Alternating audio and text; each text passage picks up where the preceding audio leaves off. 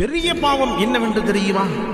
ஹஜ்ரத் இப்னு மஸ்ஊத் ரலியல்லாஹு தஆலா அன்ஹு அவர்கள் ரிவாயத் செய்கிறார்கள், நபிகள் நாயகம் ஸல்லல்லாஹு அலைஹி வஸல்லம் அவரிடத்தில் ஒரு முறை ஒரு கேள்வி கேட்கப்பட்டது. என்ன கேள்வி? அல்லாஹ்விடம் எந்த பாவம் மிகப்பெரிய பாவம் என்பதாக கேட்கப்பட்டது. அப்ப ரசூல் ஸல்லல்லாஹு அலைஹி வஸல்லம் அவர்கள் ஒரு 3-4 பதில்கள் சொன்னார்கள். அதிலே ஒன்று, ரசூல் ஸல்லல்லாஹு அலைஹி வஸல்லம் அவர்கள் சொன்னது என்னவென்று சொன்னால், உன் அண்டை வீட்டாரின் மனைவியுடன் நீ விபச்சாரம் செய்வது என்பதாக சொன்னார். அல்லாஹ் அக்பர். புகாரி ஷரீஃபில் பதிவாக இருக்கிறது. அதாவது உன் அண்டை வீட்டாரின் மனைவியுடன் விபச்சாரம் செய்வது என்பதாக சொன்னாங்க. இது மிகப்பெரிய ஒரு நம்பிக்கை துரோகம். பக்கத்து வீட்டில் இருக்கக்கூடிய சகோதரருடைய மனைவியோடு தவறான தொடர்புகள் வைத்துக் கொள்வது,